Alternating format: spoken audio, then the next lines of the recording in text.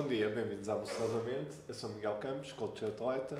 Hoje tenho o prazer de ter aqui Samuel Soares, cofundador da Samsys, autor, palestrante e pai, filho, irmão, muitas coisas. Obrigado, Samuel, por teres aceito o convite.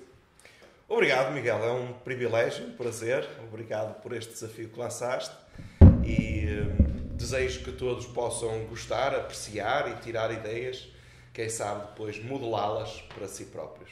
É um privilégio. Obrigado. Para quem não te conhece, podias-te apresentar um bocado, dar-te um bocado a conhecer? Sim, olha, eu identifico-me como um ser humano extremamente determinado. Acho que é uma das qualidades que mais se sobressai. Sou apaixonado por muitas coisas. Gosto muito de ler, gosto muito de meditar sobre o que leio, gosto muito de desporto, gosto muito de cozinhar, gosto muito também de sentar à mesa com amigos e família a desfrutar. Gosto imenso de ter tempo de qualidade com a minha esposa, com os meus filhos, com a família, no fundo. Gosto de muitas coisas. Sinto-me um abençoado por tantas coisas que tenho. E tu tocaste agora aqui num ponto, dizes que és determinado e nós estamos aqui sentados aqui a ter esta conversa por causa da tua determinação há 30 anos atrás. Nós falamos em off que tu tiveste aqui uma visão e acho que tu tens aqui uma excelente capacidade de comunicação e de influência porque vendeste no fundo esta visão à tua família, ao teu irmão, não é? Se quiseres contar um bocado do início. Sim. Olha, o início do nosso projeto empresarial, eu tenho que ser muito transparente. Eu acho que, na verdade, não nasceu ainda como uma visão. Há um episódio que acontece e que eu posso partilhar aqui com todos, que eu era chefe de produção numa empresa de metalomecânica. Era aquilo que hoje diríamos diretor de produção. E a determinada altura, o meu grande gosto pela área tecnológica leva-me a desenvolver competências nessa matéria. Ler, estudar, conhecer.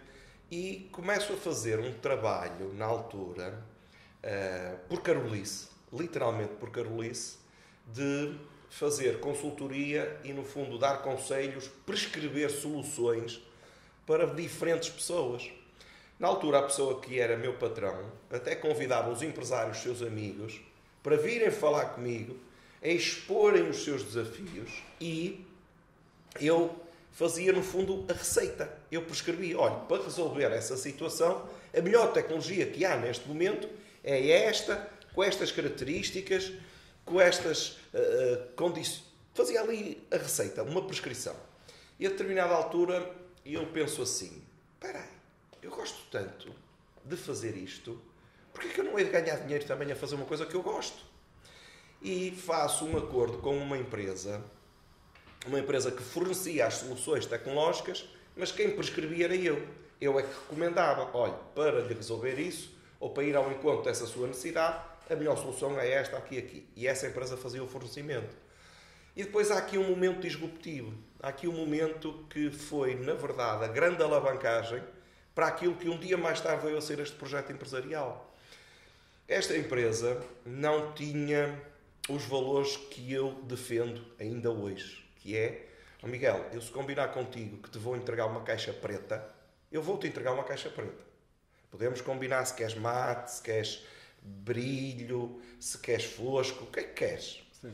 Mas é preto. Eu não te vou entregar uma caixa cinzento escuro, muito escuro, quase preto, ou uma caixa azul marinho, muito escuro, quase preto. Não. Foi preto, nós combinamos, é preto que eu te entrego. Mas esta empresa não tinha estes princípios, percebes? Aconteceram situações que me afetaram bastante, quer na entrega versus o que era o acordo comercial feito, e até em situações de assistência. Não é? Tu compras um equipamento, o equipamento tem garantia, se houver algum componente no equipamento que avarie, ele tem que ser substituído por um equipamento equivalente ou superior. Nunca algo diferente disto. Ora, esta empresa não tinha estes valores. E eu, quando me começo a deparar com um cenário a acontecer isto, 2 cenários a acontecer isso, eu disse, chega, basta, eu não vou aceitar nem tolerar mais isto, eu não quero isto. Sou eu que estou a dar a cara, sou eu que estou a fazer a prescrição, eu não quero mais isto. Eu vou controlar o processo todo de A a Z. Para além de fazer a recomendação tecnológica, eu vou fazer o fornecimento, eu vou controlar os níveis de serviço de assistência. E é assim que tudo nasce. E eu entro um dia no meu quarto e do meu mano, o Ruben estava a jogar com a Commodore Amiga, nós tínhamos um quarto grande, e antes ainda de explicar esta parte, há um pormenor que muitas das grandes tecnológicas que nós conhecemos hoje e outras empresas não tecnológicas arrancaram numa garagem. Os nossos pais não tinham garagem, então nós tivemos que ser criativos, tivemos que encontrar umas soluções alternativas. Eu e o Ruben tínhamos um quarto muito grande, com 2 camas de solteiro, 2 guarda-fatos, 2 cômodas, aquelas coisas todas clássicas de mobiliário. E eu entro para o quarto dentro, o Ruben estava lá no cantinho a jogar o Commodore Amiga, todo contente. Eu digo assim, mano, temos que nos livrar das 2 camas de solteiro que temos aqui, temos que nos livrar de um dos guarda-fatos, uma das cômodas, temos que pôr ali naquele cantinho um beliche. Aqui vamos pôr o guarda-fatos neste cantinho e vamos ficar com cerca de 50% do espaço do quarto para podermos trabalhar. Vamos pôr uma secretária de trabalho ali, aqui vai ficar um canto pequenino para termos umas caixas de armazém e ali naquele sítio vamos construir uma banca técnica, vamos pedir ajuda ao Boa para ele nos ajudar a construir uma banca técnica, vai ser a nossa banca técnica de trabalho e vamos começar nós a montar computadores aqui e vamos começar nós a dar assistência. E o Ruben olhou para mim, parou um bocadito, olhou para mim e disse, está bem. E pronto, o Ruben tinha para aí uns 14 anos, eu tinha 19, ou o Ruben já teria 15, eu já não me recordo o mês em que isto aconteceu, ele teria 14 ou 15 anos e eu 19, quando tudo nasce. E é assim que nasce. Por isso, se me disseres assim, tu já tinhas uma visão empresarial, na altura não tinha. Eu na altura queria era dar um bom serviço. Sim. Eu queria servir bem, eu queria servir com honestidade, com transparência, com clareza as pessoas que eu recomendava. E no fundo é assim que tudo nasce. Depois, ao fim de algum tempo, porque eu fazia isto em pós-laboral. Eu continuava a trabalhar na empresa de metalomecânica que comecei a trabalhar em 1993 e em pós-laboral estava a arrancar com esta atividade e a começar a fazer acordos com os distribuidores, começar a ter parque de clientes, começar a ter um portfólio de clientes. Mas a determinada altura passa-me uma ideia na mente que é, eu não quero que isto seja o Samuel. Ok, tudo bem que eu na altura já tinha a ajuda do Ruben no back-office, sim, uma ajuda muito valiosa e importante, mas basicamente as pessoas só conheciam o Samuel. Era o Samuel que dava a cara em tudo, não é? Quer na parte da comercialização, quer na parte da implementação, quer na parte da assistência. E passou-me uma ideia de eu quero uma equipa para poder servir bem os clientes. Porque o Samuel pode ficar doente, o Samuel também tem direito a ir de férias, mas os clientes têm que continuar a ser servidos. E é aqui que nasce o desejo de fundar uma empresa, criar uma equipa. E na altura o Ruben ainda era menor, um pormenor importante, o Ruben ainda era menor de idade. Quando fundei a Samsys tinha 22 anos de idade e a Samsys não é fundada com o Ruben, porque o Ruben era menor de idade, então ele não podia ser sócio. A sociedade acaba por arrancar com um amigo nosso, que eu partilhei com ele que queria arrancar com um projeto profissional da área de informática e ele disse, epá, eu também estava a pensar no mesmo, eu também queria arrancar num projeto nesta área, podíamos nos juntar e acabámos por nos juntar. Pronto. Depois, mais tarde, percebemos que não tínhamos ritmos de trabalho, não tínhamos visões de trabalho compatíveis e acabámos por seguir caminhos distintos. Hoje continuamos amigos, damos-nos muito bem. Este fim de semana vou estar com ele. Vou estar com o Orlando, mais uma vez. Mas em 99, a empresa é fundada a 26 de junho de 97. Em 99, a sociedade ficou minha e do Ruben. E daí para a frente, pronto, tem crescido. Hoje somos uma equipa com 73 pessoas. Temos 27 anos de existência. Temos clientes por todo o país, de Bragança a Sagres.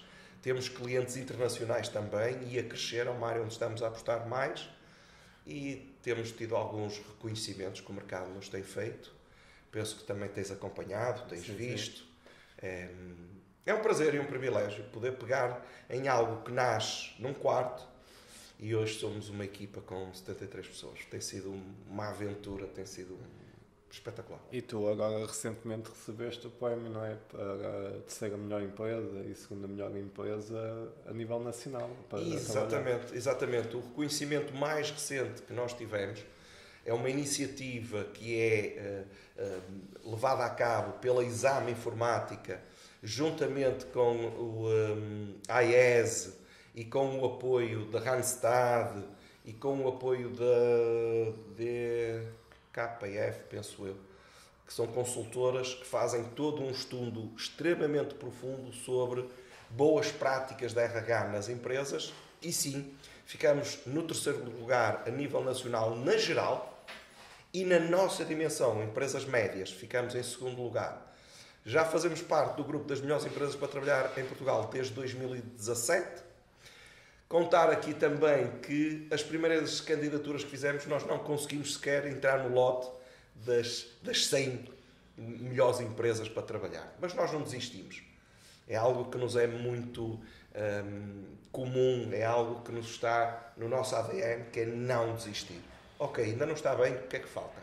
Ainda não conseguimos, o que é que ainda não fizemos? O que é que falta fazer para conseguirmos chegar a essa meta? É algo que nós gostamos muito aqui de batalhar, mesmo nos nossos planos estratégicos. Por exemplo, nós por vezes fazemos algumas definições a 10, a 7 e a 5 anos e às vezes conseguimos-las concretizar mais cedo que os 5 anos e às vezes não.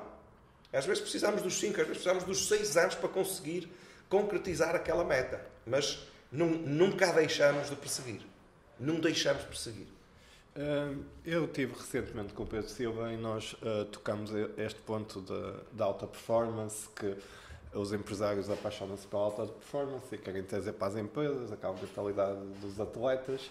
E nós estávamos a falar dessa questão de trazer a alta performance e o alto rendimento, mas depois atingir as metas, mas aqui depois o perigo de... Porque vocês conseguem fazer isto de maneira sustentável. E a minha pergunta é, como é que tu fazes isto de maneira sustentável sem chegar à parte dos burnouts e da saúde mental e teres aqui alguma recuperação entre projetos e metas? Olha, obrigado. Lançaste aqui uma questão extremamente pertinente. Mesmo muito, muito pertinente. E por teres falado em burnout, deixa-me dizer-te que eu já sofri um burnout. E estive na iminência de ter sofrido um segundo. Nesta história toda, neste percurso todo. E o meu primeiro burnout foi muito cedo. Foi mesmo muito cedo. Eu, na altura, tinha uma visão de que achava que eu não tinha nenhum tipo de limite. Eu achava que não tinha limites. Eu era muito jovem, eu era muito inocente, entre aspas, se assim se pode usar a expressão. Porque, para teres uma noção, eu estava a tirar Engenharia Mecânica no ISEP, eu trabalhava por conta de outrem, e em simultâneo, tudo em paralelo, eram 3 frentes de ataque, eu estava a arrancar com aquilo que um dia mais tarde veio a ser o negócio Sepsis. E eu cometi alguns erros, porque eu posso te dizer que houve um período longo demais que eu dormia 3, 4, 5 horas a correr bem. E às vezes nem dormia. E isto, obviamente, este exagero, esta falta de equilíbrio levou-me a um burnout muito cedo. Eu aprendi uma lição dura, da pior maneira, foi esborrachando a cara, mas aprendi que nós não somos ilimitados, os nossos recursos não são ilimitados, então nós temos que fazer uma gestão muito equilibrada dos recursos. Onde é que colocamos, entre aspas, as nossas fichas, onde é que nós colocamos as nossas energias e conseguir equilibrar todas as dimensões da nossa vida, né? Eu, neste período, não foi só a falta de descanso que eu deixei para trás. Eu, nesta altura, deixei para trás outras coisas também muito importantes, como, por exemplo, trabalhar a minha espiritualidade, que é algo que é pilar, que é estrutural em mim, a par do descanso, a par do devido tempo com a família. Mas eu aprendi aqui uma lição dura e fui ajustando, não consegui o pleno, ainda passei por uma outra experiência que não cheguei ao burnout, mas estive lá bem perto. E felizmente nessa altura eu consegui ler os sinais. Consegui ler os sinais que o nosso corpo nos dá. E muitas das vezes nós ignoramos. Muitas das vezes nós ignoramos porquê? Pelaquela outra componente que estavas a falar. Pessoas altamente determinadas, pessoas muito comprometidas com objetivos, às vezes vão ao exagero. Literalmente vão ao exagero. Eu já passei por isso, confesso. Tenho a humildade de dizer a todos os que nos acompanham, eu já passei por períodos disso. Hoje tenho uma dinâmica muito diferente. Hoje respeito muito mais os sinais do meu corpo, respeito as prioridades, o espaço e o tempo para cada um destes blocos que são determinantes no teu equilíbrio e que vão contribuir para aquilo que tu falaste, para a saúde mental, para o bem-estar. Eu hoje não abdico de dar um tempo do meu dia à minha espiritualidade, a meditar em temas que eu considero que são críticos, que são estruturais, a dar o meu foco ao trabalho, a dar o meu foco à família, a dar o meu foco ao tempo que eu necessito para mim também. Eu também preciso de tempo para mim. Não é só tempo para dar aos outros, não é só tempo para o trabalho, não é só tempo para a família. Também preciso de um bocado de tempo para mim, dar tempo para fazer desporto e dar tempo também para o entretenimento. Não é? O tempo de ócio também é importante. Assim como um atleta não pode estar só a treinar, o atleta precisa de períodos de tempo, de descanso para recuperação, para que toda a estrutura muscular do corpo se cresça e se recupere. A nível profissional, igual. Por isso, qual é a ideia principal? Encontrar este equilíbrio não é fácil. Encontrar este equilíbrio, muitas das vezes, vai por tentativa e erro. Muitas das vezes vai por ouvirmos experiências de outras pessoas e depois modelar aquilo que é a nossa realidade. Porque o que funciona contigo não tem que funcionar obrigatoriamente comigo. Exatamente. Temos que fazer este ajuste. Temos que ter, no fundo, esta capacidade de análise crítica, não é? De vermos o que é que funciona comigo. Não é? E estavas a falar disso e que competências ao longo desta jornada, tanto tu como o Ruben, que foram essenciais para, não é? Porque tu no início foste muito testando, aprendendo, não é? E de uma ideia que é tu até lideraste tantas pessoas, passaste aqui por várias etapas. Sim. Obrigado. Mais uma excelente questão.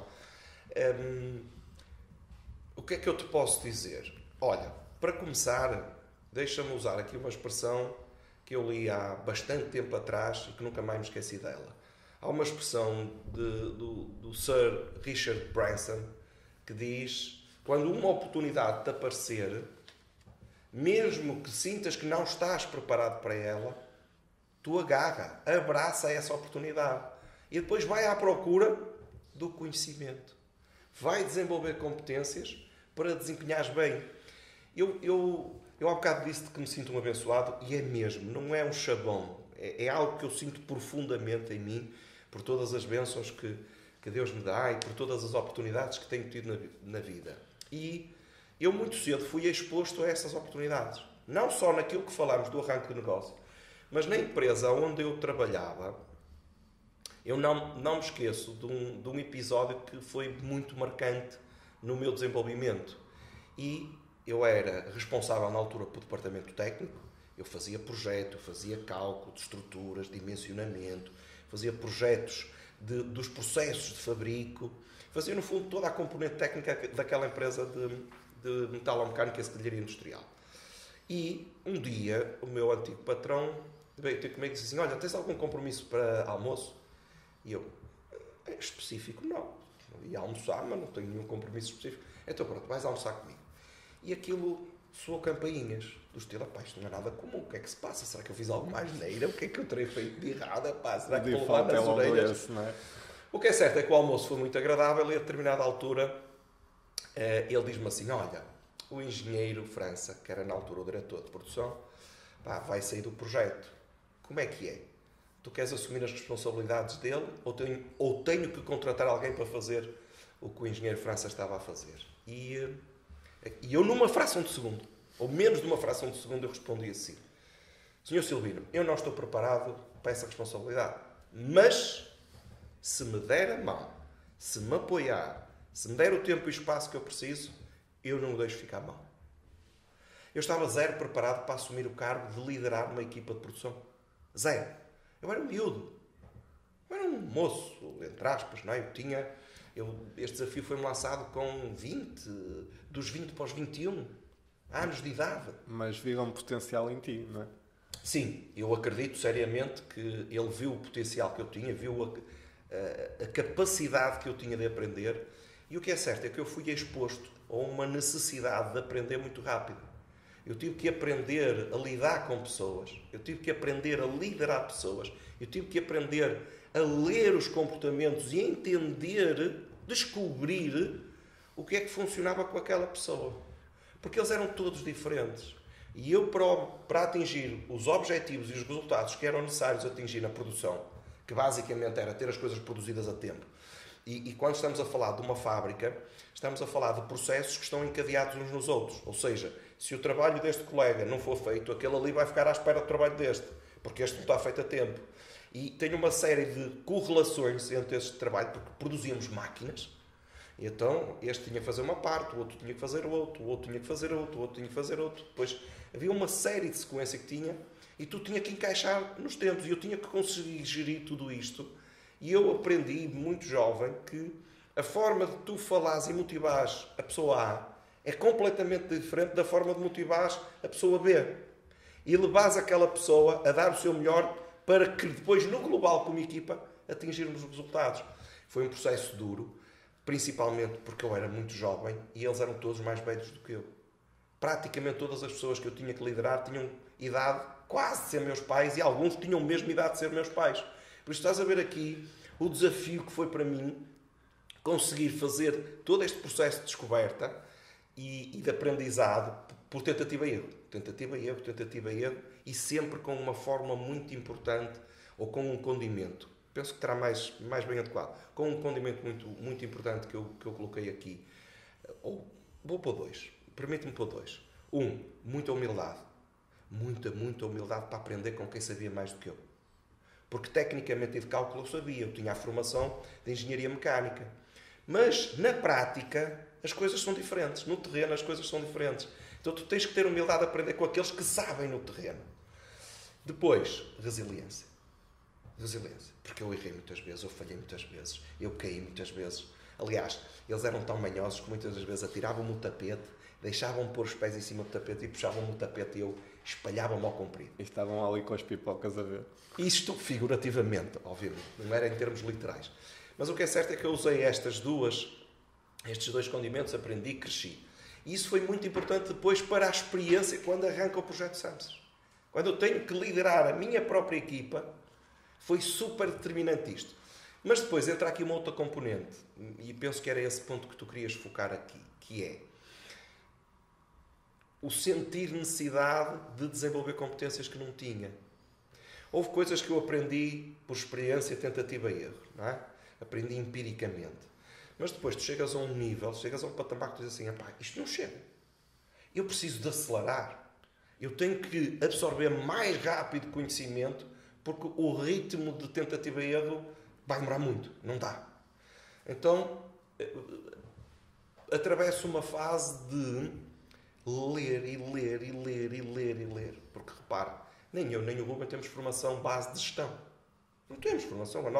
A minha formação base é mecânica e a do Ruben é de design. Então nós não tínhamos formação de gestão. Quando tu tens 1, 2, 3 pessoas, tu fazes aquilo que se chama gestão de algibeira. Não é? É aquela gestão básica que os nossos papás nos ensinam de saber gerir dinheiro, de saber gerir caixa.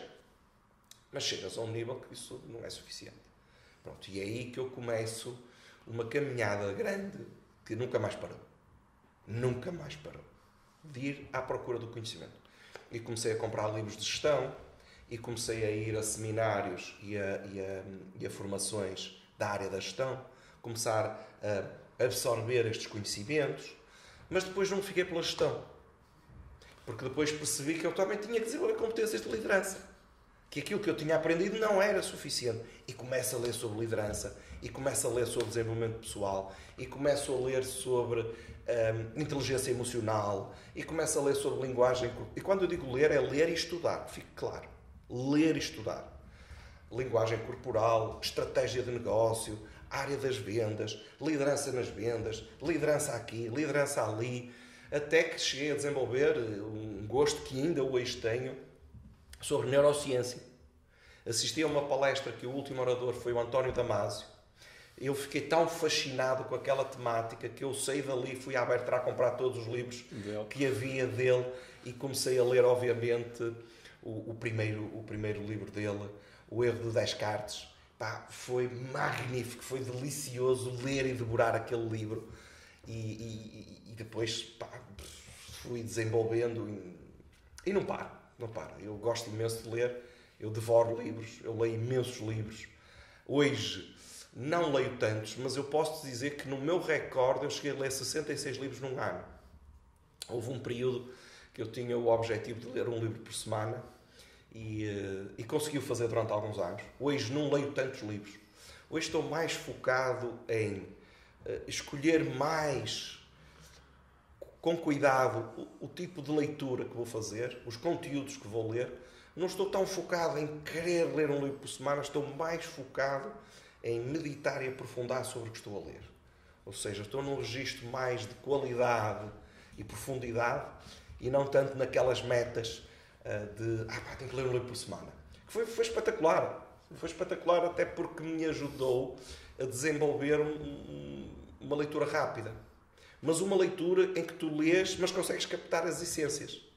Tu chegas ao fim de cada capítulo e diz, o que é que eu aprendi daqui? Chegas ao final do livro, quais são os insights top que ficaram?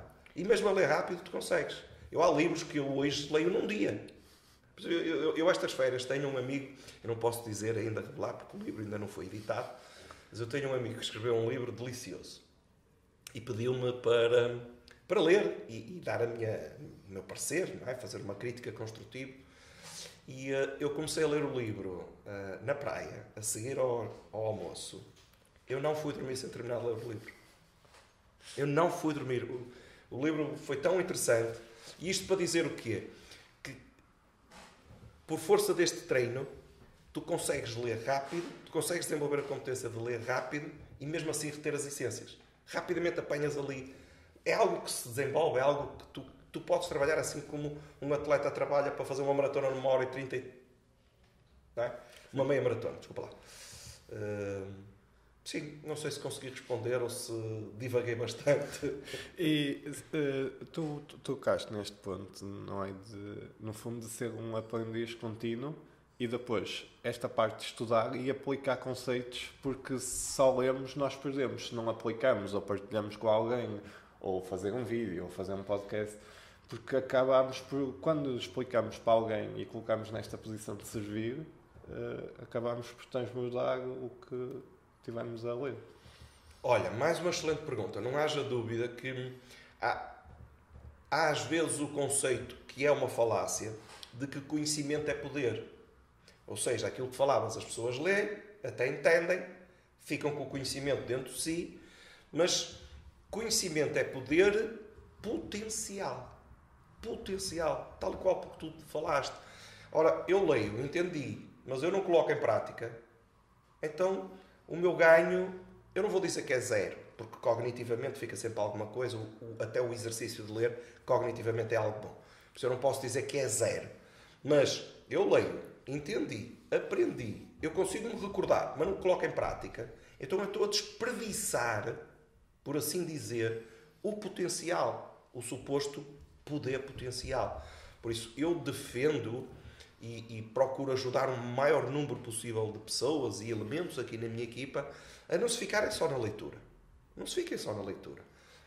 Foquem-se na leitura, foquem-se no procurar entender como é que podem aplicar aqueles conceitos, aqueles princípios à sua realidade. E depois fazer algo muito importante e determinante, que é modelação. Exatamente. Já falámos hoje aqui, não é só pegar naquilo que funcionou bem com os outros e então eu vou replicar ipsis verbis. Não. Provavelmente pode não funcionar. Também pode funcionar, cuidado. Há aspectos que se calhar aquilo funciona ipsis verbis. Mas na esmagadora maioria, diz-me a experiência, que tu tens que fazer ali um ajuste, tens que modelar, tens que acertar ali um switch, ajustar ali um ponto àquilo que é a tua realidade. E aí sim, aí acontece transformação.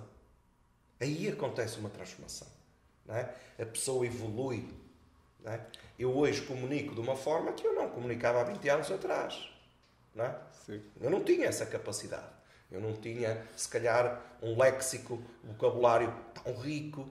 E se calhar eu não tinha a capacidade de me expressar da maneira que faço hoje. Porque eu fui testando, fui avaliando, fui medindo, fui pedindo insights, fui pedindo avaliações, sempre com muita humildade e sempre com aquele ponto-chave que tu falaste. O eterno aprendiz. O eterno aprendiz. Se há coisas que eu identifico que me ajudaram muito, eu sempre fui um curioso. Sempre fui um curioso desde que me conheço. Desde que tenho noção daquilo que sou enquanto pessoa, eu sempre fui um curioso e hoje igual.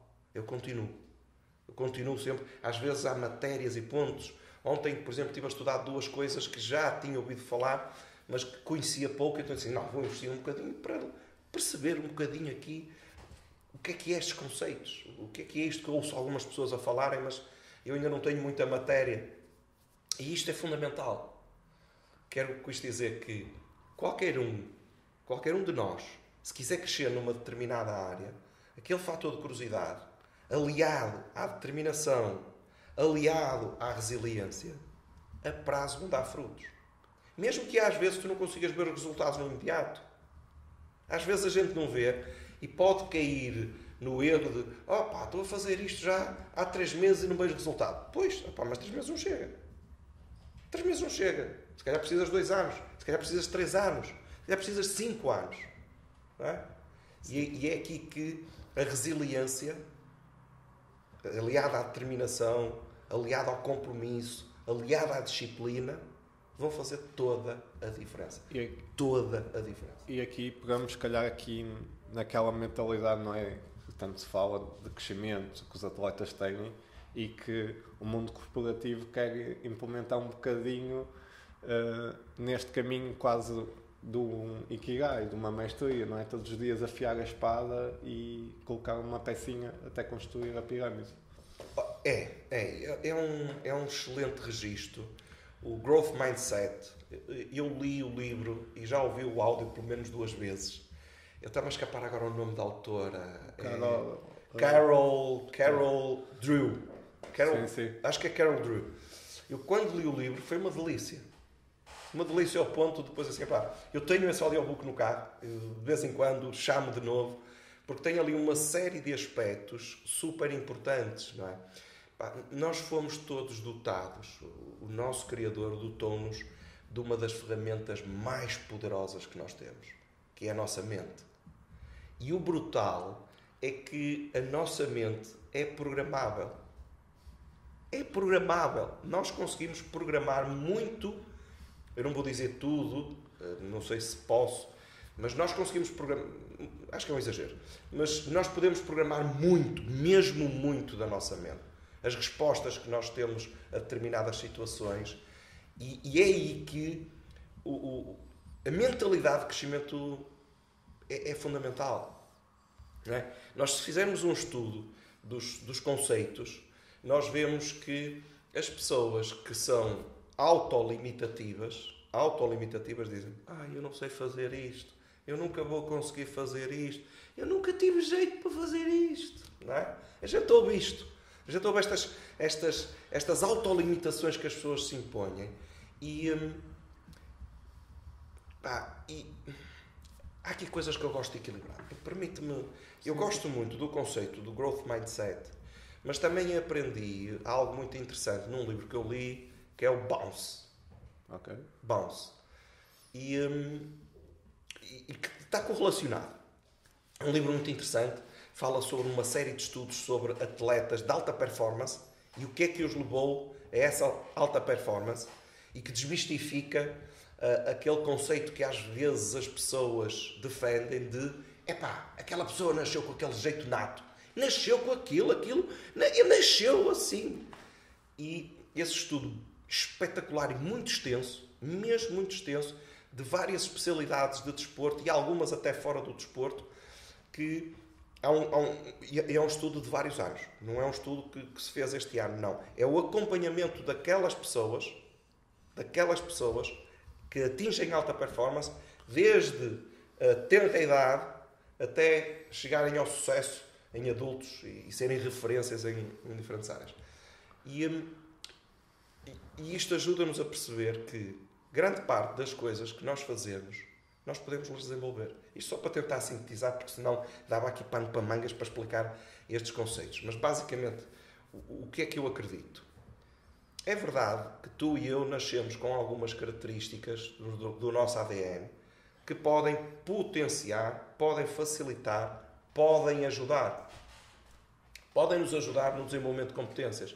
Mas grande parte das competências que nós temos, e não vou dizer todas, nós conseguimos desenvolvê-las. E eu acho que esta é uma mensagem muito forte que nós podemos passar às pessoas. Há pessoas que podem dizer assim, está bem, mas eu agora tenho 30 anos, eu nunca me vou tornar um futebolista profissional. Claro que não. Lógico. Não é? Eu tenho agora 30 anos, eu nunca vou ser um atleta para ganhar um recorde mundial de maratona. Não é começar aos 30 anos. Ok, mas se calhar se a pessoa começasse aos 5 ou 6 anos de idade, talvez. Aí talvez pudesse chegar lá. Não é? Pá, ainda ontem dei com uma publicação do recordista mundial de salto de ski em distância. Ele começou com 5 anos. Ele começou com 5 anos a treinar. E aos 29 bateu o recorde mundial de distância de salto de ski. Aos 29. Mas que reparem, começou aos 5. E o livro Bounce fala precisamente sobre isto. É todo aquele processo que tu fazes, ao longo de anos, sempre focado, que vais acabar de ter performances excepcionais. Agora, também é verdade que quem nasce burro, e sem nenhum desprestígio para o animal, que eu gosto do animal, é um animal giro, mas quem nasce burro, por mais que se esforce, não chega a cavalo. Pronto, temos aqui estes dois aspectos, não é? Temos Sim. aqui estes dois aspectos que são, de certa forma, importantes, não é do estilo como a gente vê às vezes algumas pessoas a defender e sem nenhum desprestígio para a atividade dos coaches, sem nenhum desprestígio para a atividade dos mentores, que se fizerem um trabalho bem feito profissional, é um bom trabalho, é um trabalho valioso, mas às vezes a gente ouve aqueles chavões, tu consegues ser o que tu quiseres, tu consegues fazer tudo. Calma aí.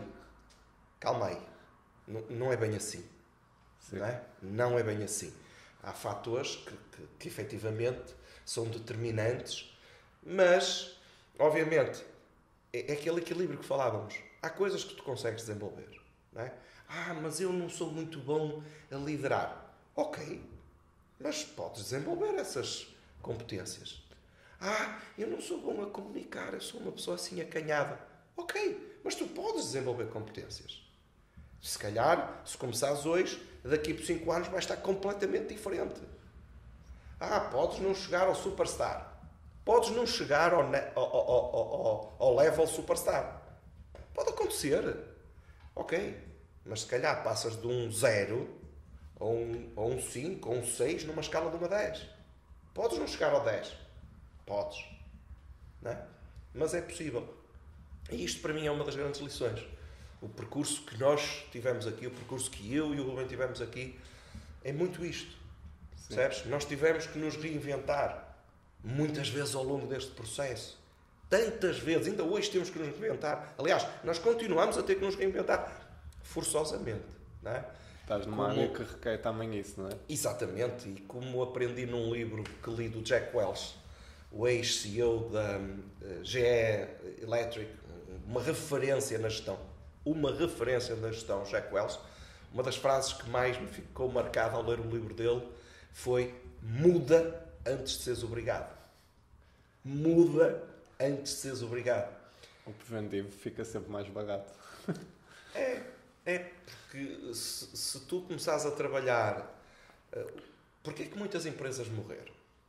Porquê é que muitas empresas que eram referências, eram líderes de mercado, Porquê é que elas morreram?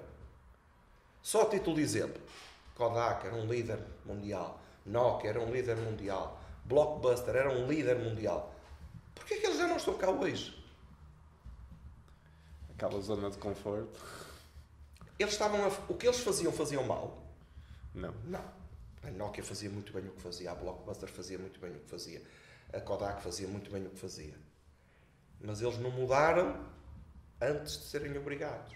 Quando quiseram mudar, já foi tarde demais. Não é? E connosco é igual. No caminho profissional, no caminho pessoal que a gente faz, não é? Nós devemos nos esforçar para estar sempre um passo à frente. Não é estar à espera que o mercado, não é? Ou que as mudanças que aconteçam à nossa volta nos empurrem a mudar. Não é? Nós devemos procurar antecipar, dentro do que é possível, como é lógico. Dentro do que é possível. Às vezes, não é? Quem é que ia imaginar que vinha uma pandemia? Não havia propriamente dito uma forma de se antecipar isso, não é? A gente não tem ali nenhum mecanismo de adivinhar que aquilo vai acontecer, digamos assim, não é? Mas aí entram outras qualidades. Aí entram outros princípios que são, nomeadamente, a rapidez de adaptação. A adaptação. A capacidade de reagir, a capacidade de reinventar, a capacidade de... espera aí. Tudo mudou agora de um momento para o outro. Ok? Vou cruzar os braços à espera que passe? Vou ficar à espera que caia qualquer coisa do céu e que me resolva as situações? Não. Não é por aí. Ok. Está aqui um desafio.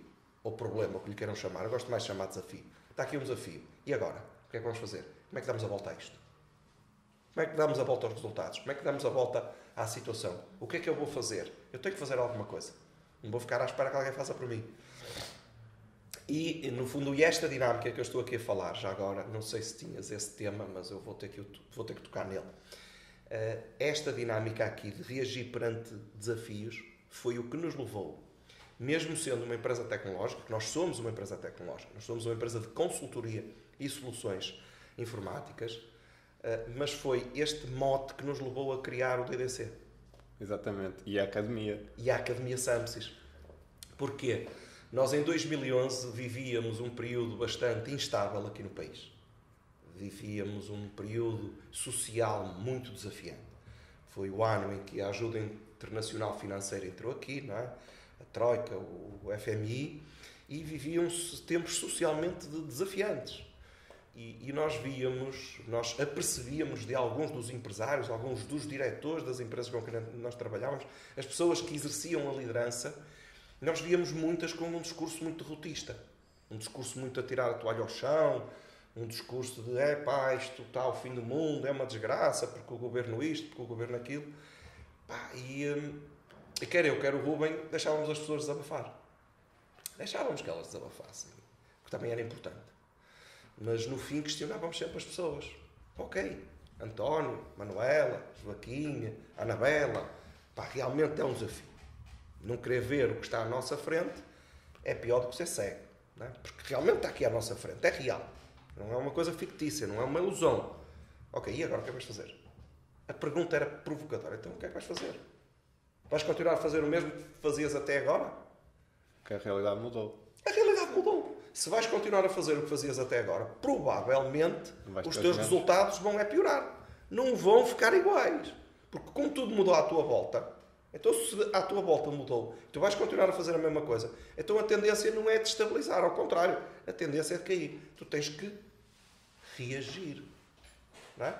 Tu tens que encontrar soluções alternativas. Talvez um nicho de mercado novo, talvez uma oferta nova para o mercado, ou uma forma diferente de abordar o mercado. Mas o que é que vais fazer? Alguma coisa tens que fazer, porque cruzar os braços só te vai prejudicar. E o que era giro é que nós víamos algumas, não vou dizer todas, mas nós víamos algumas pessoas a reagir ao estímulo, a reagir à provocação. Porque nós fazíamos acompanhamento. Então, António, olha, como é que estão as coisas? Olha, já estou a fazer isto, olha, já fiz aquilo, e vou fazer isto, e vou fazer não sei o que mais. Boa, é assim mesmo. Só que nós percebemos que este trabalho que estávamos a fazer era lento. Era lento. Porquê?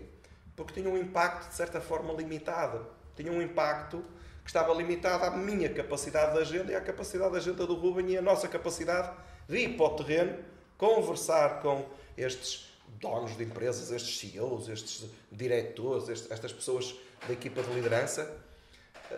Era muito lento. Então o que é que nós decidimos? Decidimos criar o evento para impactar no maior número possível de pessoas, para que depois as pessoas reagissem, não é? Para que as pessoas ficassem conscientes de que mesmo em adversidade é possível crescer, é possível prosperar. E pronto, o evento tem crescido, tu sabes, tens acompanhado. Tivemos na edição deste ano cerca de 3.200 pessoas presencial e cerca de 3.300 online. Foi impactante. E tu escolhes a DDC de acordo com os valores, os princípios que queres trabalhar na empresa, não é? Exatamente. O tema do DDC, posso-te dizer, não vou revelar, não posso ainda, mas o tema do DDC de 2025 já está escolhido. E esse tema é um tema que é trabalhado internamente, é o tema que é definido no nosso plano estratégico. Aliás, ele nasce no nosso retiro de direção. Nós fazemos 2 retiros aqui na empresa por ano. O retiro de direção, onde está, obviamente, os CEOs e os diretores, onde vamos definir as linhas mestras do plano estratégico que vai ser trabalhado ao longo do ano. E depois ainda fazemos uma reunião de liderança com todos os líderes de equipa, onde vamos esmiuçar mais pormenores e mais detalhes que vamos querer incorporar no nosso plano estratégico para o ano seguinte, com projeções a 3, a 5 e a 10 anos. E obviamente, este tema é um tema que, no fundo, vai acompanhar toda a dinâmica de equipa no ano. Como referi, não posso revelar o do ano que vem. O deste ano foi compromisso. Compromisso é o tema deste ano aqui interno e foi também o tema do DDC. O ano passado foi atitude, foi o tema que trabalhámos ao longo do ano, no fundo, puxando a fita atrás, o compromisso. Porquê o compromisso? É determinante. Nada acontece sem compromisso. Tu não atinges as tuas metas pessoais se não estiveres comprometido contigo próprio. Sejam elas no teu desporto, sejam elas no teu desenvolvimento, sejam metas de alimentação, de descanso, o que for. E nem as empresas é igual. Não há equipas vencedoras que não estejam comprometidas em atingir os resultados, em atingir os objetivos. O ano passado trabalhámos a atitude, porquê? Porque a atitude é determinante. Não é? Se tu estiveres com a atitude errada e com muita intensidade, mas com a atitude errada, vais para um abismo, vais para um precipício. O barco, não é? Antigamente, não é? Tu tinhas os instrumentos e se tu não souberes a direção, podes ter o melhor avião, o melhor barco, vais-te perder. Exatamente. É por isso que há uma expressão que não é minha, mas eu também gosto muito de usar, que é: mais importante que a velocidade é a direção. Porque se tu sabes para onde é que queres ir, mesmo que tenhas que fazer desvios à rota, e isto não é só figurativo, isto é uma ilustração que se passa no dia-a-dia. Não é? Nós aqui definimos os objetivos e o compromisso com os objetivos é: não se pode mexer nos objetivos. Os objetivos é aquilo, é persegui-los. Mas, como falaste, e vou usar esse exemplo, assim como no barco, muitas das vezes é preciso ajustar as velas, não é? E o barco, muitas das vezes, desvia-se, mas aquele objetivo tem que ser encontrado. Aliás, um excelente exemplo disso são as rotas dos aviões. Nós, quando fazemos um voo, o avião vai a maioria do tempo fora de rota, entre aspas. Fora de rota no sentido que ele, muitas das vezes, ele não vai a direito. O avião não vai a direito para o ponto de destino. Ele tem que fazer uma rota, muitas das vezes, para apanhar a curvatura da Terra, e é uma rota mais rápida, por causa das questões dos ventos que circulam. Ou seja, em teoria, ele vai a maioria do tempo fora de rota. Mas o que é certo é que ele chega ao destino. A mesma coisa se pode aplicar naquilo que são os nossos objetivos pessoais e empresariais. Muitas das vezes até pode parecer que está longe. E temos que fazer desvios. E às vezes temos que recuar. Há aquela expressão muito popular. Às vezes é preciso dar 2 passos atrás para ganhares balanço, para ganhares energia, e depois vais para a frente, não é? E no desenvolvimento é isto mesmo. E eu acho que tocaste num ponto que eu acho que é muito importante. Tu saberes para onde vais, teres clareza, porque senão começas a ficar tentado às distrações, porque todos nós temos tanto informação não é? E numa empresa eu acho que tem que haver muito clareza das distrações e saberes, por exemplo, aquele princípio de Pareto, que é 20% que te vai dar os 80%. Exatamente. A regra de Pareto é uma regra excelente e ajuda-te a fazer definições estratégicas, não é? Por exemplo, pegando no exemplo que acabaste de dar, se nós sabemos que são 20% dos nossos clientes que nos dão cerca de 80% do nosso rendimento, então onde é que a gente deve concentrar mais energias? Quem são os clientes que nós devemos de investir mais tempo com eles a ajudá-los a crescer? São estes 20%. Não é? Da mesma forma, isso aplica-se às nossas tarefas. Essa mesma regra de Pareto, que é uma regra generalista, mas que é muito interessante, que são 20% das nossas tarefas do dia-a-dia que nos vão dar 80% também dos resultados. E é aqui que eu devo colocar mais foco. É aqui que eu devo colocar mais energia. As distrações são o maior inimigo que nós temos hoje. E quanto mais os anos vão avançando, mais distrações nós temos. Eu recordo-me perfeitamente quando iniciei esta atividade profissional, nós não tínhamos os telefones inteligentes, não tínhamos as redes sociais, não tínhamos nada dessas histórias. Por isso, eu acredito que havia um foco maior. Mas depois começou a vir os telefones móveis. Não é? E os telefones móveis já traziam distração. Porque tu estavas a fazer o teu trabalho e recebias uma chamada ali. Que antigamente, se calhar, já não a recebias. Não é? Ou ela passaria por um filtro. Porque se alguém quisesse, ligava para o número de rede fixa, ia falar com a telefonista e depois a chamada poderia ser reencaminhada. Mas é incontornável sermos expostos a essas distrações. É incontornável sermos expostos a esses estímulos. A questão não é metermos-nos numa cápsula, isolar de tudo e desligar de tudo. Aqui, para lá da questão da regra de Pareto, entra a regra do bom senso. Entra a regra do bom senso. E sobre isto do bom senso há uma expressão que o meu avô usava que eu gosto muito de partilhar com toda a gente, que é nem sempre, nem nunca. Não é? E o bom senso é muito isso. Nem sempre estar lá e também nem nunca, porque hoje são ferramentas muito interessantes para darmos a conhecer o nosso trabalho, para darmos a conhecer a nossa marca, para darmos a conhecer o que é que a nossa equipa faz. Agora, QB, com o devido peso e medida. As redes sociais tanto podem ser algo bastante interessante para fazer aquilo que eu acabei de falar, mas também podem ser uma forma muito rápida da gente queimar tempo sem se aperceber e de um momento para o outro foi 1 hora, foram 40 minutos e se eu tivesse investido uma fração de 10 minutos se calhar para isso e os outros 50 para ler um livro, por exemplo, será que não ia ficar mais rico? Mais evoluído? Não é?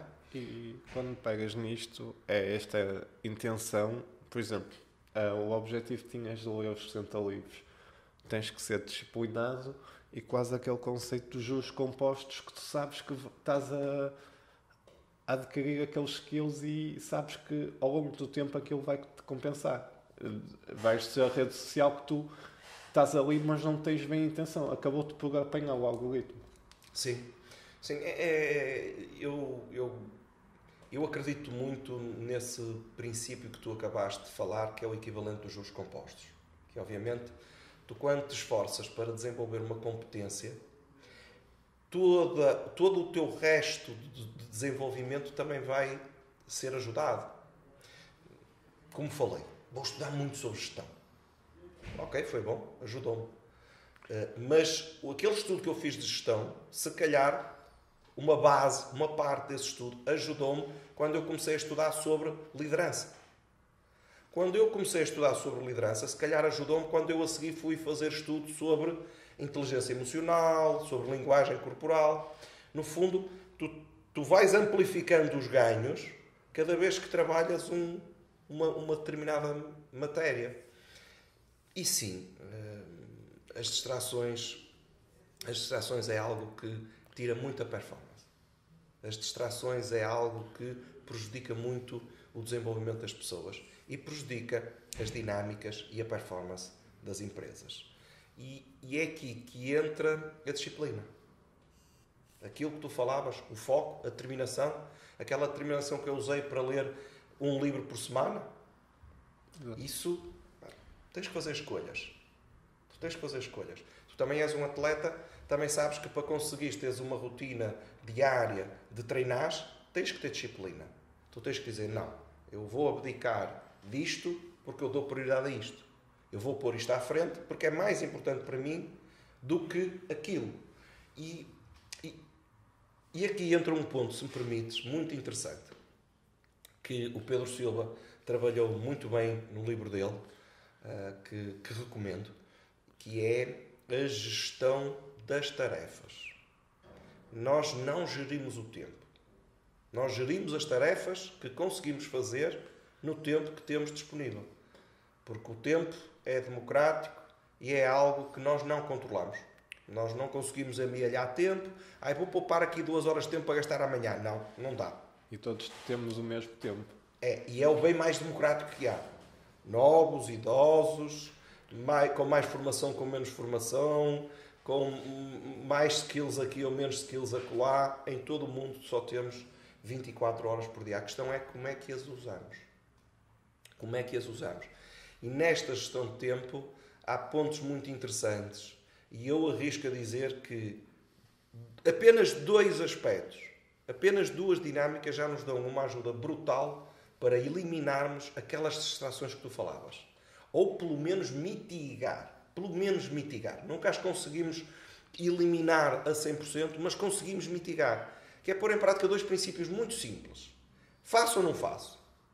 Esta tarefa eu tenho mesmo que a fazer ou não? Não é?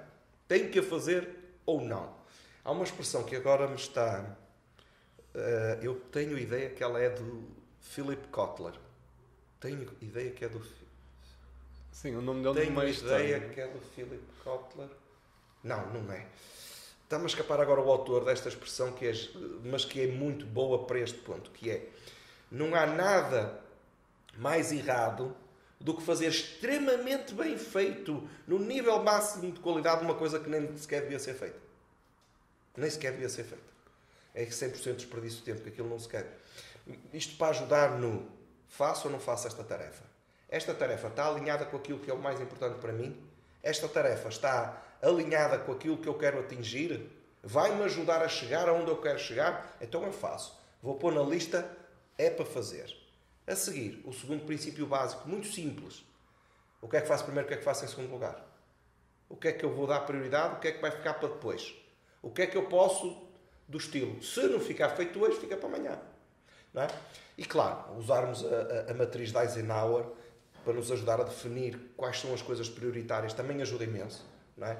A questão do é importante? Então se é importante é para fazer. Mas é importante e urgente? Se é importante e urgente, então vai para a lista das prioridades, das primeiras coisas a fazer. É importante, mas não é urgente? Então vou agendar. Não é importante? Então, espera aí, será que a tenho que fazer? Será que a tenho que fazer? Será que posso passar a outros? Será que posso pura e simplesmente não a fazer? E depois temos aquelas que não são nem importantes nem urgentes. Bem, então essas é para descartar de completo. Não é? E estas dinâmicas que, se calhar por aparentemente serem tão simples, muitas pessoas não colocam em prática. Que é o simples bem feito, não é? Exato. Eu acho que são coisas que te ajudam até a empurrar aquelas distrações. Não é? Isto é importante? Não é assim muito importante. Então, peraí, então fica para depois. É urgente? Nem sequer é urgente. Porque às vezes há coisas não importantes, mas são urgentes para ser feitas. Ok. Às vezes aqueles chamados, os fogos, que é preciso apagar, as interrupções, não é? E mais uma vez aqui, o equilíbrio e o bom senso. O equilíbrio e o bom senso, porque em praticamente nada na vida as coisas são apenas zeros e uns. Em praticamente nada na vida as coisas são branco ou preto. A não ser que estejamos a falar de princípios. Okay. A não ser que estejamos a falar de princípios. E aí, há princípios que são imutáveis. É um princípio que é diferente das regras. Porque as regras têm como intenção, as regras são um suporte, as regras são um apoio aos princípios. As regras nunca se devem sobrepor aos princípios. Deve ser sempre ao contrário. O princípio, se tiver que se sobrepor à regra, vai se sobrepor à regra. Não é? E pegando aqui, os teus princípios e os da Samsys têm que estar aqui alinhados. Sim. Eu acho que... Vamos lá ver uma coisa. Eu acredito que os fundadores das empresas são os guardiões que detêm a chave da cultura da empresa. Não é? Que tenham. Não é? Usando aquela célebre expressão... como é que é? Deixa eu ver se parei. A cultura come a estratégia ao pequeno almoço. E esta é de Philip Kotler. A cultura come a estratégia ao pequeno almoço. O que é que eu quero com isto dizer? Até podes definir uma estratégia muito bem definida, está muito alinhada, está perfeita, está a estratégia perfeita. Mas se a cultura for contra a estratégia, esquece lá a estratégia que tu definiste, que ela não vai vencer. Sim, eu acredito que os CEOs, sendo os guardiões e detentores da chave da cultura, tem que haver um match, porque senão não vai funcionar. Então, quer dizer, eu acredito em princípios, mas depois, quando vamos fazer a definição dos princípios e dos valores da empresa, eles não estão nada alinhados com aquilo que eu defendo. Isto tem tudo para dar errado. Tem tudo para não funcionar. Porquê? Porque mesmo quando há um alinhamento, tu tens um trabalho duro de disseminar esses princípios, de garantir que eles são colocados em prática. Porquê? Nós somos todos humanos diferentes. Todos nós pensamos de maneira diferente. Todos nós temos valores e princípios. Uns que podem ser similares, outros que podem não ser similares, não é? Mas não é normal numa equipa todos defenderem os mesmos valores. Não é? Há alguns comuns e depois há sempre uma distribuição que não é homogénea, não é? Que não é homogénea, é lógico. Agora, sim, tem que estar 100% alinhado, senão não vai funcionar. Vai ser uma coisa plástica. Vai ser uma coisa que vai sentir que é fake. Vai sentir que é fake. Não há match, não casa. Tem que casar. Eu acredito. Obviamente, eu ia dizer assim, grandes corporações que na verdade não são detidas por os seus fundadores, já nem existem, já nem estão lá. É um grupo de acionistas, é um board que dirige a empresa e que depois escolhe um pivô para ser o CEO. Ok, aí acredito que as coisas possam ser um bocadinho diferentes. Podem, mas mesmo assim, para a empresa andar para a frente, o pivô que é escolhido pelo board, não é? Pela administração, tem que ser um CEO que esteja minimamente alinhado com os princípios e valores que aquela organização quer defender. Que senão não funciona. Porque senão a equipa não... É como num relacionamento. Não é? Seja um relacionamento amoroso, seja um relacionamento de amizade. Se não houver um mínimo de valores que se intrusem e que sejam partilhados, tem tudo para não correr bem. Tem tudo para não funcionar. Nas empresas iguais. E tu falaste de um ponto logo no início da conversa, que era a congruência e a consistência. Não se consegue, na minha visão, não se consegue consistência e congruência se não houver esse alinhamento. Não há. Tu até podes conseguir vencer numa determinada altura. Tu até podes conseguir um sucesso num determinado ponto. Mas manter aqueles níveis, ano após ano, ano após ano, ano após ano. Por exemplo, eu acho que não tive a oportunidade de referir, mas nós somos PME líder há 14 anos consecutivos e ininterruptos. Mostra aqui um bocado o trabalho, não é, de fundo que tens que ter. Porque isto de forma constante é muito difícil, não é? É um desafio. Vamos lá ver. Tu chegares a um nível tu chegares a um determinado nível de desenvolvimento, seres reconhecido pelo mercado, como nós temos sido, ano após ano, e em vários estudos. Repara, o nível de PME líder é dado pelo IAPMEI. É o IAPMEI que faz esta análise aos teus rácios, não é? À tua performance de financeira, todos esses aspectos. Mas, por exemplo, o das melhores empresas para trabalhar é um outro estudo. Mas não é só nesse. No estudo das empresas mais felizes para trabalhar, desde 2018 nós estamos no top. Já ficámos 2 anos no segundo lugar. No estudo do índice de excelência, que mudou recentemente para um novo registro, que eu agora não estou a conseguir lembrar, nós estamos há 7 anos consecutivos no top 6. E sim, manter esta consistência, manter esta congruência é um desafio diário. Não é uma coisa que tu penses uma vez por semana. Não é uma coisa que tu reúnas de 15 em 15 dias para trabalhar isto. Não é algo que tu trabalhas mensalmente na reunião do mês. Ou na reunião anual. Não. Tu tens que viver isto. E tens que viver todos os dias. Todos os dias preocupaste em dar feedback. Todos os dias preocupaste em acompanhar as pessoas. Todos os dias monitorizares os teus casos. Vês os teus indicadores, como é que eles estão a funcionar. Porque senão não consegues estes níveis. Exatamente, e vês as inovações, as tendências, mesmo a empresa e mesmo vocês, os vossos pontos cegos, porque é acordar sempre esta ânsia de melhorar. Sim. Não é possível. Repara, Miguel, a empresa tem 27 anos de existência.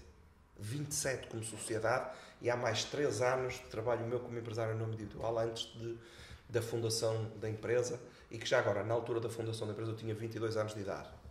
Hoje temos 4 empresas no grupo. Atualmente o grupo Samsi já são 4 empresas, cada uma com a sua vertente. Mas sim, o procurar sempre inovar, o procurar sempre melhorar, o procurar reinventar foi determinante. Porque neste percurso de 30 anos, tudo mudou. Sim. Tudo mudou. O que era há 30 anos atrás hoje é completamente diferente. As pessoas estão diferentes. A sociedade está diferente. A forma como as pessoas olham hoje para o trabalho está diferente. A forma como as pessoas olham para a vida está diferente. E, a par disso, todas as questões tecnológicas, não é? Mas esse é o nosso core. O nosso core é esse. O nosso core são pessoas. O nosso core são pessoas, porque sem pessoas nada acontece.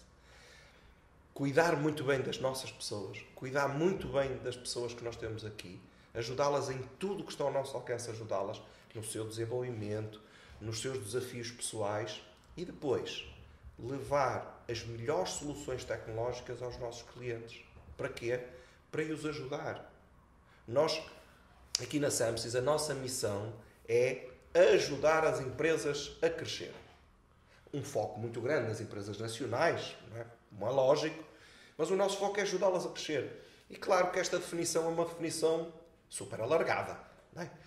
Como é que nós ajudamos as empresas a crescer? Levando-lhes todo o know-how acumulado, todo o expertise, para que as empresas sejam mais eficientes.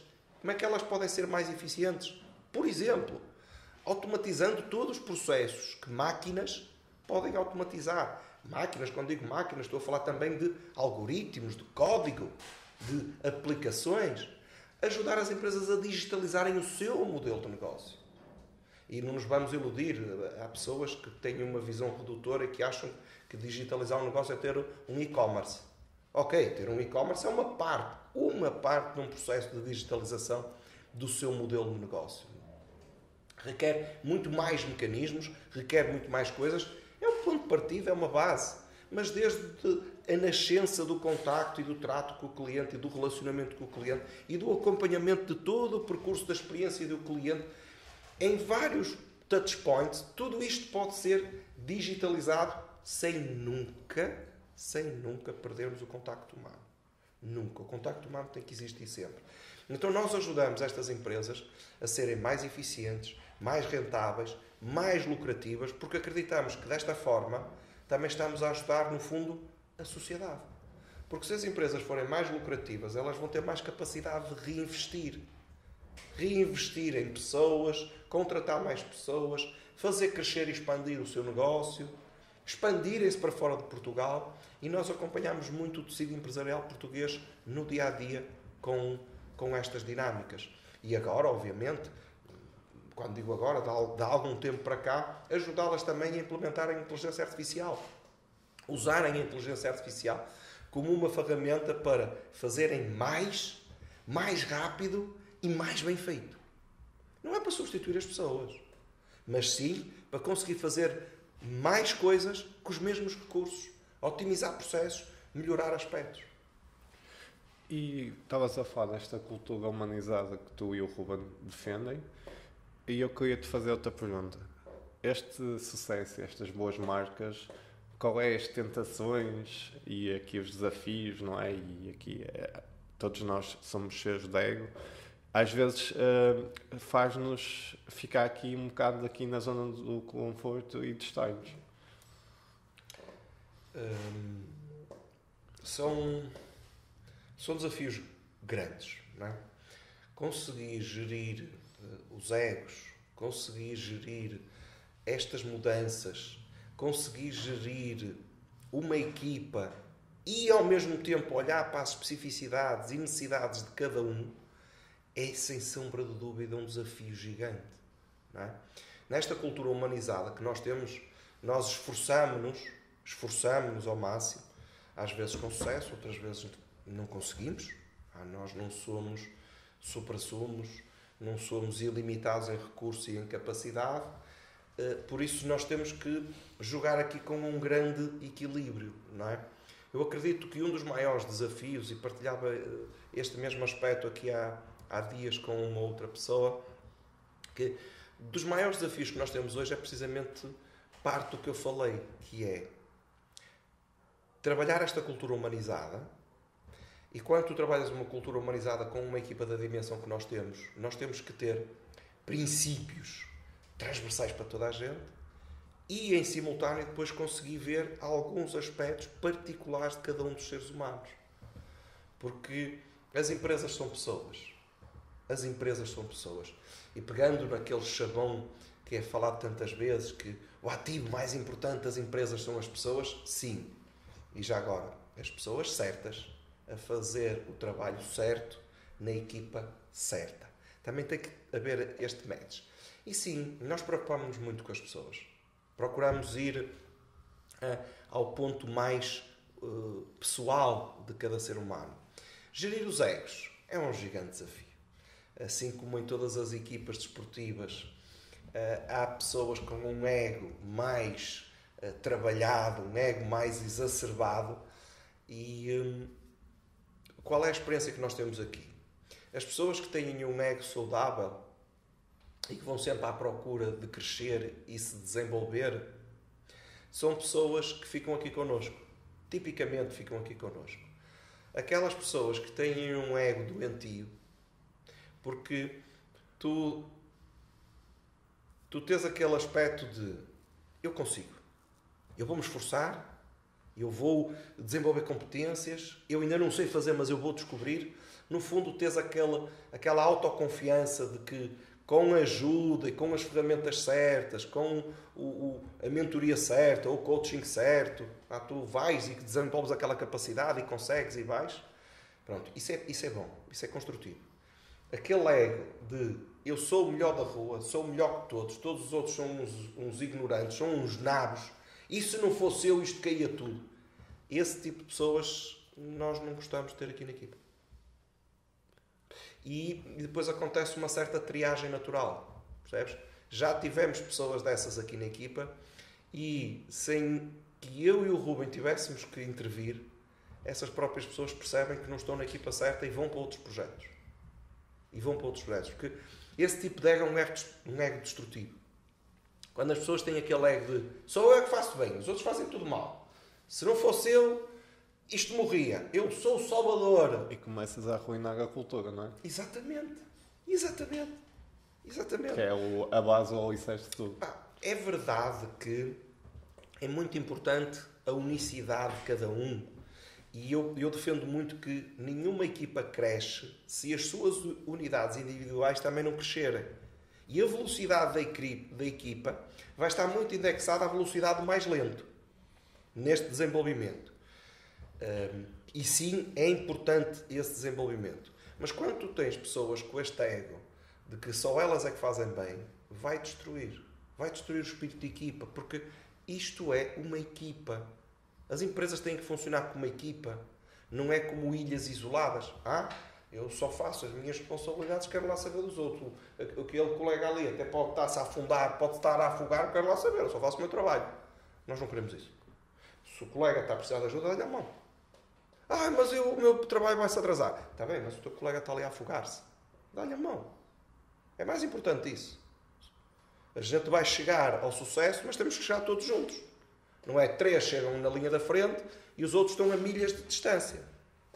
Até tens aquelas... há eventos e há coisas que se todos não chegarem, ou X pessoas não chegarem, não conta o primeiro, ou o segundo, ou o terceiro. Exato. Nós somos uma equipa, temos que chegar todos juntos. Nós valorizamos muito, obviamente, temos pessoas com um nível de desenvolvimento nesta matéria mais elevado que outras, mas é este o princípio que nós queremos trabalhar. Ok. Queres falar um bocado do teu projeto de podcast? Sim. Olha, foi um projeto que a equipa nos lançou o desafio. Quer eu, quer o Ruben, temos tido o privilégio de participar em muitos outros podcasts, mas a Samsys não tinha um podcast. E a equipa lançou o desafio de podíamos ter um podcast para que pessoas especialistas em diferentes áreas pudessem vir partilhar. Nós acreditamos muito no conhecimento. Não é o calha que criámos o DDC, não é o calha que criámos a Academia Samsys, que é a figura responsável por partilhar conhecimento, por partilhar ideias aqui na Samsys. E esta iniciativa do Abrebia nasce, obviamente, debaixo deste chapéu da Academia Samsys, pelo gosto de coração que nós temos em partilhar conhecimento. Nós acreditamos mesmo muito que faz toda a diferença. Ajuda as pessoas a crescerem, ajuda as pessoas a serem melhores profissionais no seu dia-a-dia e também acreditamos que isto ajuda as empresas. Porque se os seus elementos melhorarem, ficarem mais capacitados, ficarem com mais conhecimento, e como falamos, não é só conhecimento potencial, não é só conhecimento aqui. É arregaçar as mangas, meter a mão na massa e espremer esse conhecimento, levá-lo à prática, levá-lo... Nós acreditamos muito nisso e é por isso que temos a iniciativa do Orbia. E agora queria-te fazer mais 2 perguntas para respeitar o teu tempo, que é que lições e conselhos impactaram a tua vida, aqueles insights que alguém te falou, que tu refletiste, e uma mensagem final para as pessoas. Só esta pergunta dava para fazer outro podcast. Mangas, sim. Só esta pergunta dava já para fazer outro podcast. Eu vou procurar ser o mais sintetizado. Olha, eu tive o privilégio de ter muitas pessoas ao longo e ainda tenho muitas pessoas que ao longo da vida me têm ensinado muito, com quem tenho aprendido muitas lições. Também tenho aprendido muitas lições aqui com todo este processo. Se eu puder resumir isto e sintetizar, eu se calhar vou tocar num ponto que já foi falado aqui. O eterno aprendiz, e eu vou mesclar as perguntas, vou mesclá-las. O eterno aprendiz de termos a noção, termos o profundo saber que, por mais livros que eu estudo, por mais formações que eu faça, por mais vídeos de conteúdos formativos que eu veja, aquilo que eu sei é sempre uma fração muito pequenininha em relação àquilo que eu não sei. Aquilo que eu não sei é sempre muito maior. Aliás... Mas sabes, não é? Eu também começo a ver o fosso da tua ignorância, não é? Exatamente. Aliás, a dimensão daquilo que eu não sei é N vezes superior à dimensão daquilo que eu acho que sei. Pronto, por isso sermos os eternos estudantes, os eternos curiosos, os eternos curiosos, nunca nos cansarmos de querer aprender, muita humildade. Para aprender é preciso muita humildade. E nós podemos aprender às vezes com as pessoas menos expectáveis. Mas todas as pessoas, independentemente da sua formação, do nível escolar, do nível académico, têm sempre lições que a gente pode aprender. Resiliência, muita resiliência, muita perseverança, muita determinação. E de todos os livros que eu li, de todos os livros que eu já estudei, aquele que para mim tem os princípios âncora, os princípios estruturais que mais impactaram na minha vida e ainda hoje impactam e continuam a impactar e que eu me esforço muito para pôr em prática o maior número possível de princípios, é a Bíblia. Já agora a Bíblia é composta por 66 livros. Aquele ano que eu li 66 livros eu li a Bíblia num ano. São 66 livros com lições deliciosas, lições maravilhosas, princípios muito válidos, muito válidos, princípios que me esforço para colocar em prática no dia a dia. E este é, na minha opinião, um dos melhores conselhos que eu posso dar àqueles que nos estão aqui a acompanhar, porque são princípios eternos, são princípios que funcionam sempre. Samuel, eu gostava de te agradecer a ti e à tua equipa e à Sandwich por receber e desejar-te muito sucesso. Tudo bom? Obrigado. Obrigado. Para ti também. Obrigado. Para vocês também. Obrigado. Obrigado.